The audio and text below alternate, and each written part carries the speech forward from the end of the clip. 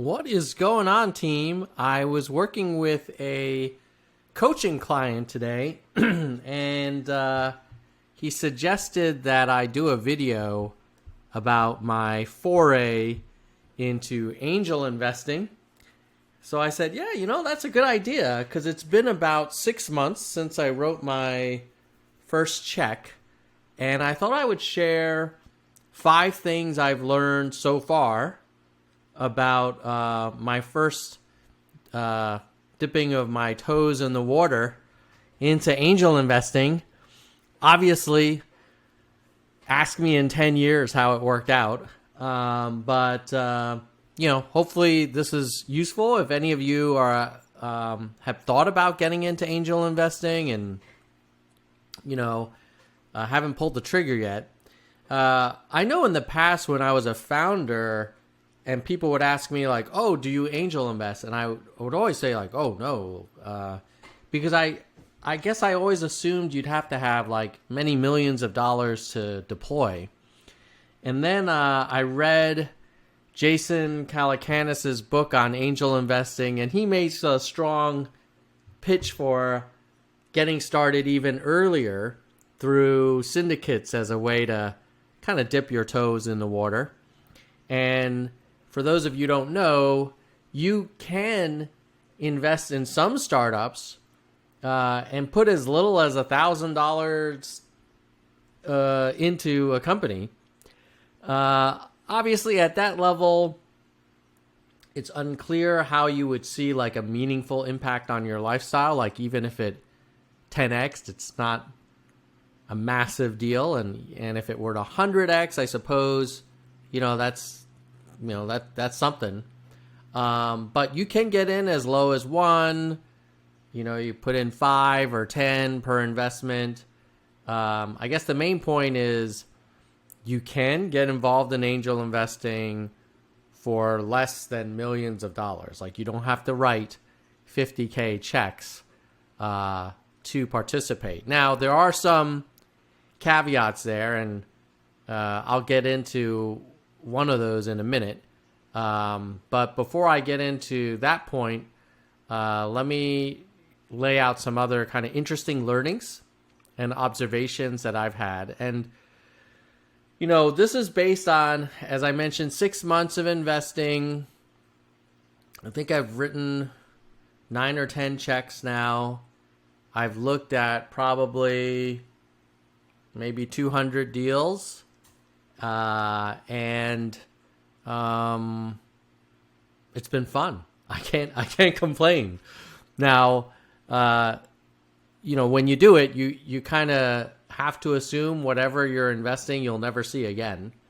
So what I did was I carved out a very small percentage of our savings that is generally in index funds and bonds and fairly traditional stuff. And I said, hey, would we care if we never saw this amount again? And I think we concluded, obviously spoke to my wife, and we concluded, doesn't sound like that would be a huge impact on us. So let's just carve out this little pile of capital, and Tom, go do your thing. So that's what we've been doing. I probably invested maybe only about a third of what I am expecting to.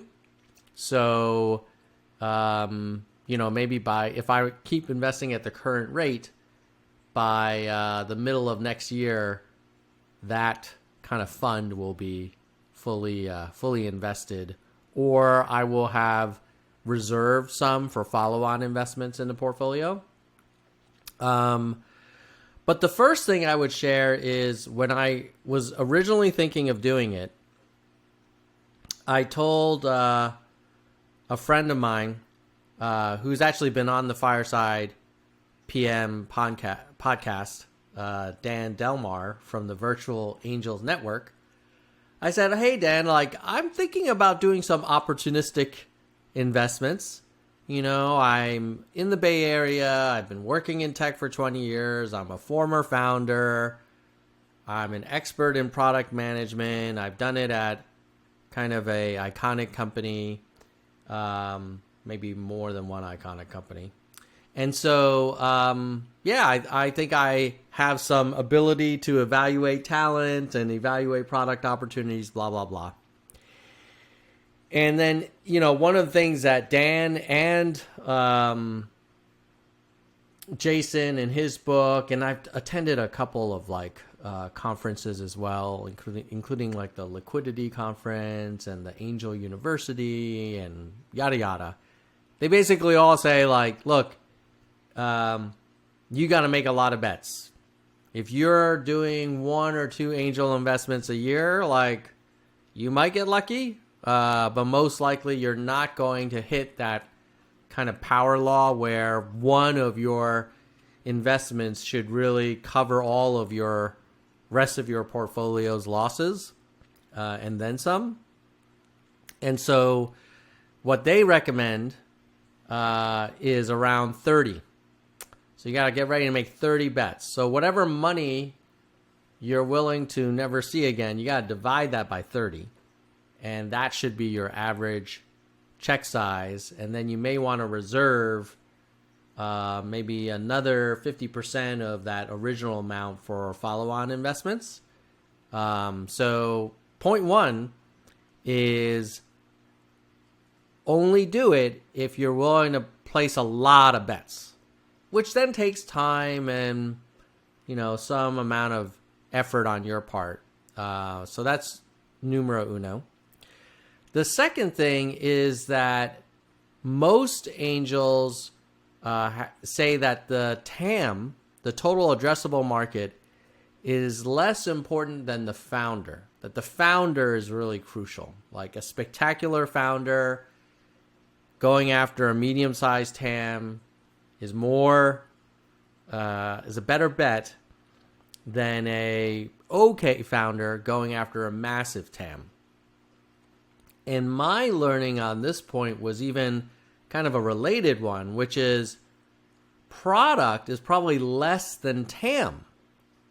So I went into it thinking I know product management. I've shipped probably dozens of products now in my career, and maybe, over 100 releases either I or my teams have shipped. So I feel like I can evaluate products really well.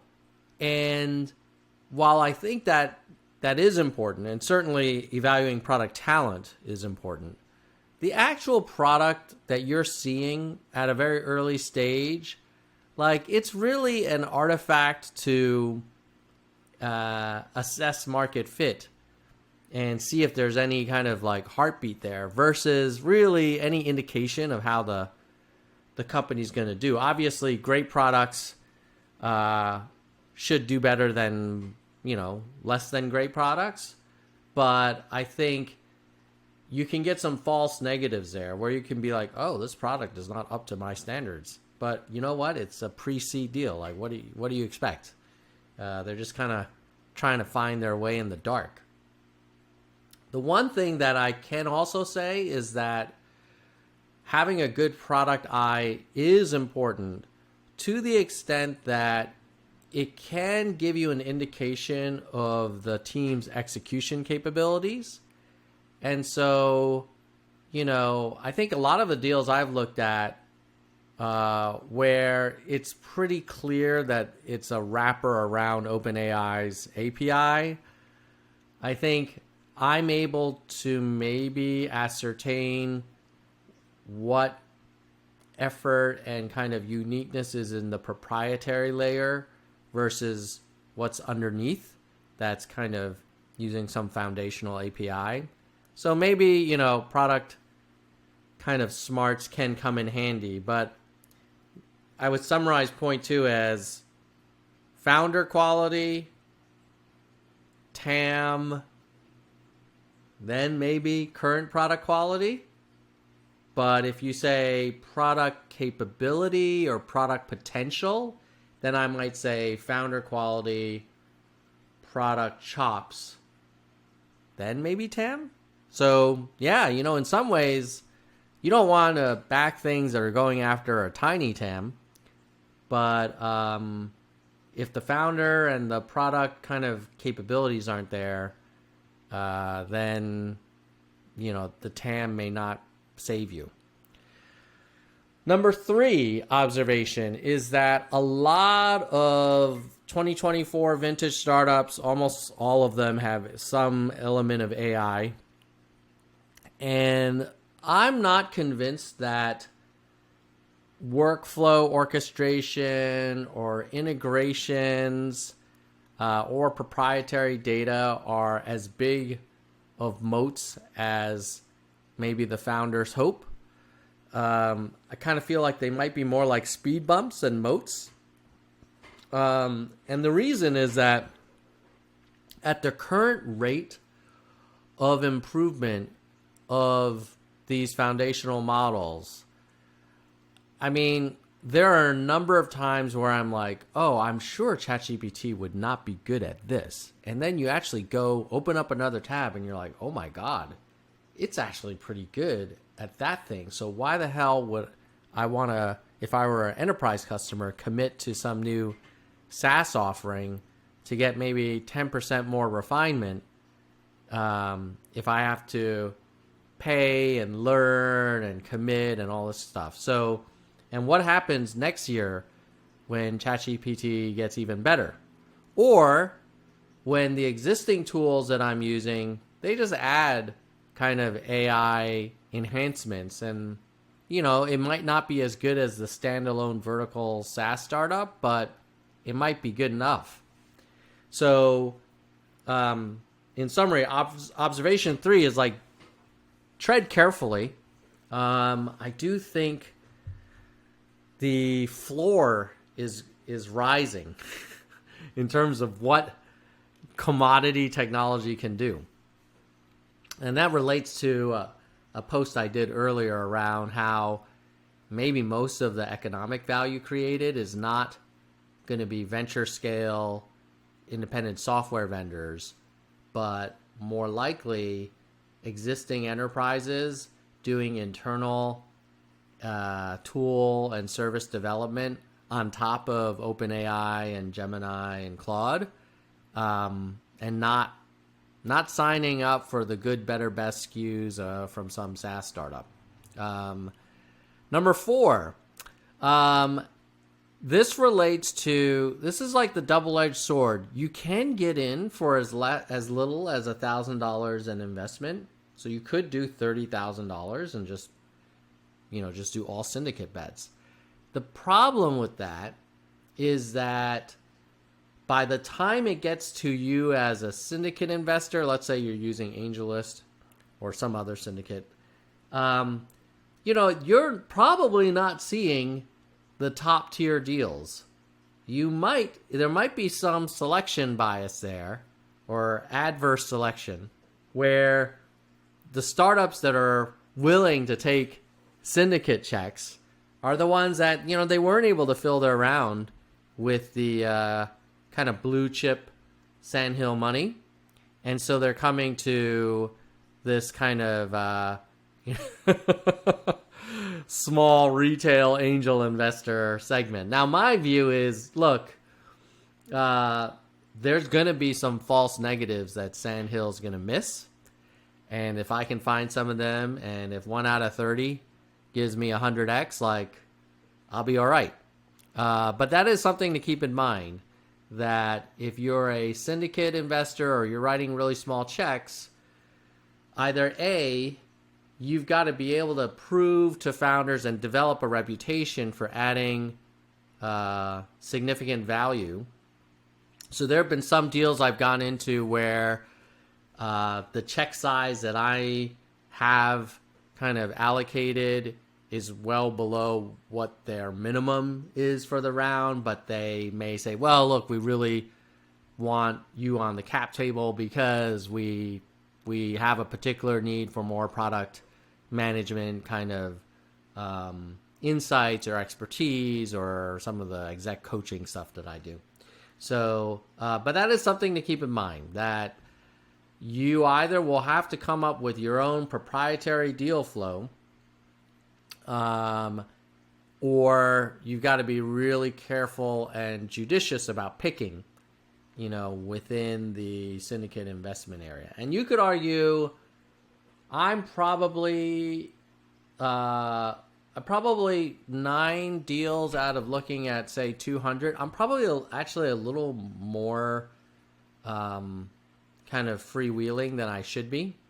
Probably, I think they say, like, even for the Sandhill guys that get access to all the best deals, earlier than everybody else, like, they might only write one check after checking out 200-300 companies. So that's something to keep in mind.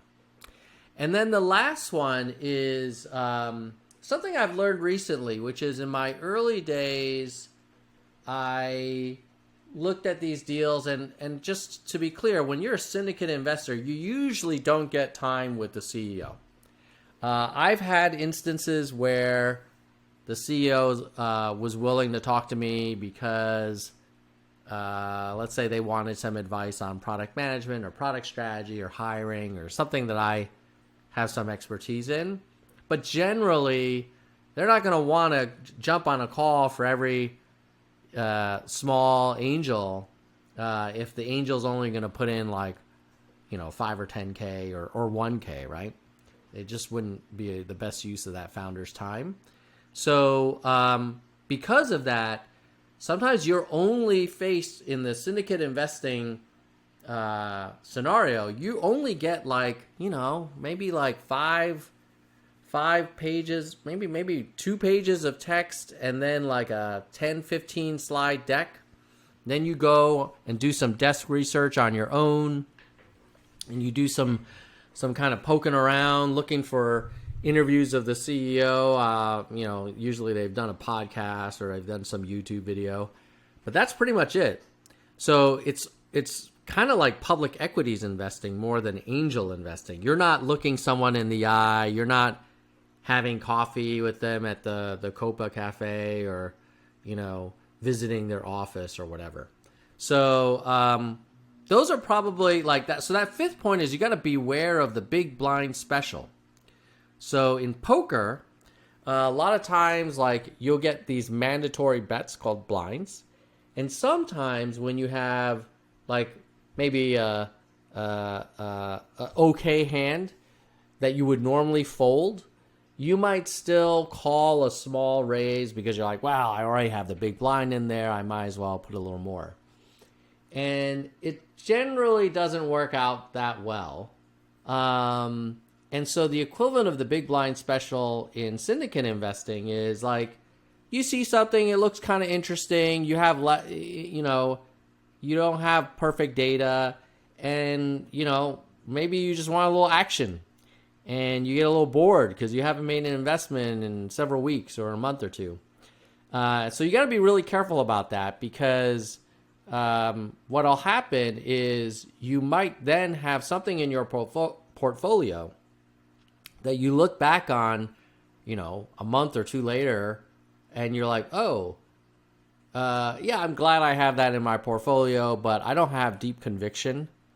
Whereas, like, even in my little portfolio now, there are some that I'm like, yes, if I could invest again, I would definitely do it. And then there are others where I'm like, oh, if it weren't in my portfolio, like, I don't think I would, cry myself to sleep. So that's been a litmus test I've been using lately, which is, if I like a company, I will give myself some time, do some due diligence, marinate on it, talk to some other people, kind of try and find out some more data, and see if I'm still really interested in it a few days later. And specifically, I like to ask myself, hey, if I got an email saying, sorry, this round has been filled, it's no longer available, would I regret it? And there's a few where I'm like, oh man, I would feel really bad if they told me this round got filled and there's no more allocation left.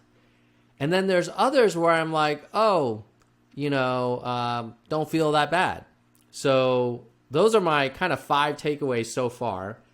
let me know in the comments if this was useful, and if you want me to do another one. I might be able to do like an update maybe 6 months from now. By then, probably have another 4 or 5 investments in the portfolio, and maybe hopefully get some of, at least maybe one of my portfolio might be on the way to raising hopefully an up round, and that'll give me some paper gains. We'll see. But in summary, point 1, got to make 30 bets. If you're not willing to make 30, don't make any. Point 2 is founder quality trumps TAM, and TAM may trump current product quality, but maybe product capability is maybe more important. So you're not at some big tech company where your job is to evaluate how buttoned up a product is. It's not going to be buttoned up. In some ways, if it's super early and it is really buttoned up, it's like, wow, why didn't you go faster? On the other hand, like if there's just smoke and mirrors and there's no real product and it's just like an idea, then just be aware that you haven't seen any evidence that they can actually build anything. Point 3 is be careful of the OpenAI wrappers. And be careful about how much you want to hang your hat on, oh, well, they did this workflow integration, or they have this proprietary data that's going to make it so much better than off-the-shelf GPT, or that they're orchestrating multiple models. Like, yeah, it's better than just skidding ChatGPT, but your biggest competitor is probably going to be the customer of your product just using ChatGPT themselves, or just having one of their IT, mid-level engineers whip up something off of the OpenAI API that does maybe only 20% of what your product does, but gives them 80% of the value. The fourth thing is, remember your deal flow, if it's relying entirely on syndicated deals, you're not going to see the best stuff. You are basically investing in, like, maybe if we're talking about college sports, like these are not D1, kind of like SEC conference teams, right? This is not Alabama. This is like, I don't know, maybe Stanford. No offense to the Stanford people. I'm sure the Stanford football program is really good, but it's like Colorado. You don't know. So just know that you have to be really good at picking or generating your own proprietary deal flow from your network. And then lastly, be careful of the big blind special, and use the test of, if tomorrow they told me that this deal were no longer available because it got fully subscribed before I was able to make a decision, how much would I be kicking myself? And if the answer is like, well, there's other deals out there, I kind of liked it, but I didn't like it that much, then maybe that was okay that you missed it. And maybe it's the right thing to pass, because you really are looking for something that's going to 100x. So maybe that's a bonus 6th takeaway, that if you can't see it 100xing, then it's probably not going to work out. Your portfolio is not going to work out. If you do a portfolio where, a few of them just 2 or 3x, it's not going to pay for all of the misses.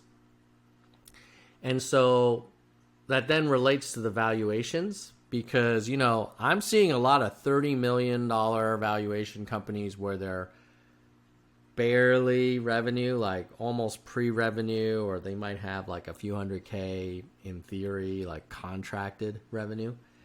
And if they're already raising at 30, you got to convince yourself, is there a line of sight for this being a $3 billion company? So kind of the entry price does matter. And that's why some of the syndicate deals are tough, because you may not be seeing the best stuff, but yet many of them are asking for pretty high valuations. So hopefully this was useful. Let me know in the comments what you think. I might be completely wrong. I'm sure there's people watching this who've been doing angel investing for like 10, 20 years. I would love to hear from you all as to where I got it wrong and how I should rethink or adjust my investment strategy. But that's how I'm thinking about it at the moment. And take this advice with great, a great number of caveats, because what I have experience doing is writing a bunch of checks, and I have no idea if any of them are going to come back to me. But, I have a good feeling about a few of them for sure. Maybe I should, since it's this early, I should have a good feeling about all of them. I have like a good feeling about all of them, and I have a great feeling about a few of them. And I kind of wonder, like, man, shouldn't I have a great feeling about all of them, at least in the first 6 months? So I probably was a little bit, too liberal. But I will give you an update if you all want in 6 months, and we'll see what happens. All right. Hopefully this was useful. And if you are watching this on one of the following platforms, just know that this content is available on other platforms. So you could be seeing this on LinkedIn. You could be subscribed to my Substack, where I write a text version with the key takeaways. Or you could be subscribed on YouTube, or you could be listening to this on my audio podcasts, Fireside PM. So there are multiple ways to get more of this in the future, and I hope to see you in as many of them as is convenient to you in the future. So take care, and let's get back to work.